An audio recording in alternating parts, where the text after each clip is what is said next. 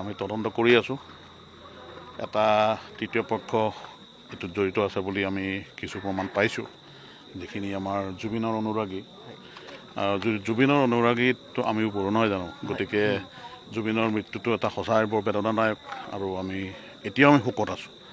গতিকে মই ৰাইজৰ লগত মিলি আছিলোঁ, গোটেইখিনি সুন্দৰকৈ বুজাইছোঁ, সুন্দৰকৈ বুজিলে।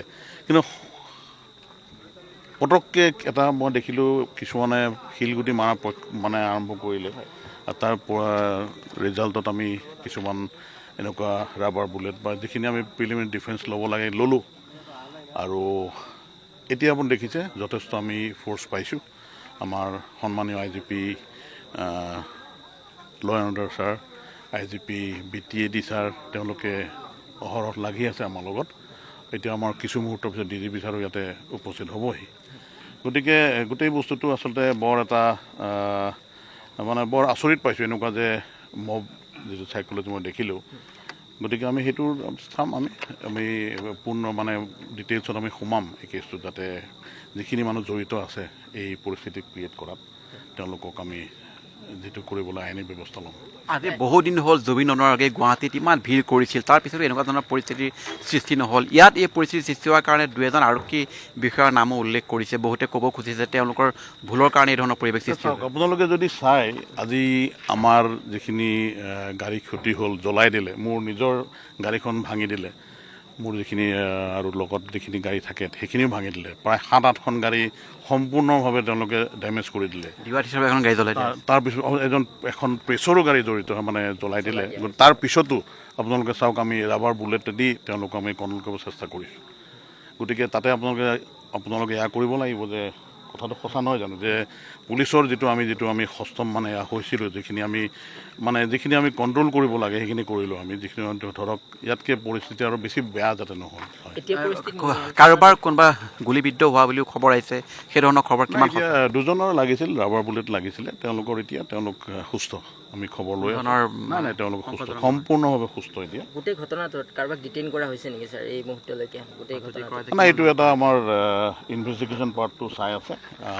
গতিকে মই দেখিছে মই ইয়াৰ পৰা ওলাবই পৰা নাই, আৰু ৰাতিৰ ভাগত আমি যিখিনি ডিউটি ডিটেইল কৰিব লাগে গোটেইখিনি মই নিজেই চাই আছোঁ। গতিকে দেখা যাওক, মই ৰাইজক আহ্বান জনাম আপোনালোকৰ জৰিয়তে যে যাতে অলপ তেওঁলোকো এয়া হওক, সষ্টম হওক। গতিকে সুন্দৰ যিটো তদন্ত প্ৰক্ৰিয়াটো সুন্দৰভাৱে আগবাঢ়ি আছে, ধৈৰ্য ধৰিব লাগিব, আৰু যাতে কোনো তৃতীয় পক্ষৰ প্ৰৰোচনাত যাতে তেওঁলোক এনেকুৱা নহয়, ইনফ্লুৱেঞ্চ নহয়, মইতো ৰিকুৱেষ্ট কৰিম। আৰক্ষীৰ লোক কিমানমান আহত হৈছে?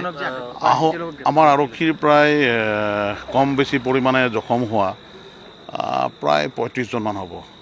মানুহৰ চিলাই পৰিছে। মোৰ OC বৰমাৰ তেওঁৰ 5টা চিলাই পৰিছে, তথাপিও তেওঁ ডিউটিত আছে। মোৰ ৰিষ্টত দেখিছে আপোনালোকে, এই ৰিষ্টটো মোৰ কিজানি ফ্ৰেকচাৰেই হ'ব পাৰে, মই এতিয়ালৈকে যাব পৰা নাই। সাংঘাতিক বিষ হৈ আছে, তথাপিও মই এতিয়া নিজৰ দায়িত্ব এৰি যোৱা নাই নিজৰ জেগা। আৰু মোৰ মূৰতো পৰিছে 2-3টা পাথৰ, সেইবিলাক ভাবাই নাই এতিয়া। গতিকে মোৰ মেইন যিটো উদ্দেশ্যটো যাতে পৰিস্থিতি ভাল হ'ব লাগে। চাওক, গোটেই ৰাইজ সকলোতো বেয়া নহয়, আৰু মই তেওঁলোকক বুজাইছিলোঁ যে জুবিনৰ অনুৰাগীক মই সন্মান কৰিছোঁ। আপোনালোকৰ যিটো চিন্তা বা মানসিকতা, যিটো আপুনি দুখ পাই আছে, সেইটো আমি সন্মান জনাইছোঁ। বহুত দেৰি আমি একো কৰা নাই, কথা পাতি আছোঁ। মই দেখিব, আপোনালোক মোৰ ফুটেজ আছে, ৰাইজৰ লগত সোমাই ধুনীয়াকৈ কথা পাতি আছোঁ। তেওঁলোকে মানিছেও, কিন্তু তাৰপিছত হয়তো এটা পক্ষ আহি গ'ল যাতে তেওঁলোকে ভাল পোৱা নাই হয়তো, আৰু এইটো আইডেণ্টিফাই হৈছে। সেই গোটেই মানুহখিনি আইডেণ্টিফাই কৰিছোঁ, আৰু যিখিনি মই এচুৰেঞ্চ দিছোঁ, যিখিনি জুবিনৰ অনুৰাগী, সঁচাকৈ জুবিনৰ অনুৰাগী, তেওঁলোকৰ ওপৰত কোনো আমি একশ্যন নলওঁ। আমিও যদি জানো মানুহ কোন, কাৰ উদ্দেশ্যটো কি, সেইটো ভালকৈ জানো। যিকেইজনক আপোনালোকে আটক কৰি ৰাখিছে তেওঁলোকক গ্ৰেপ্তাৰ কৰা হৈছিল বা তেনেকুৱা কিবা? এইটো আইনী প্ৰক্ৰিয়াটো জানে আপোনাৰ, আইনৰ যিটো আমাৰ, আৰু তেওঁলোকৰ ইনভলভমেণ্ট আপোনালোকৰ প্ৰেছৰ পৰাই মই পাইছোঁ। গোটেই ফুটেজখিনি আপোনালোকে মোক দিছে।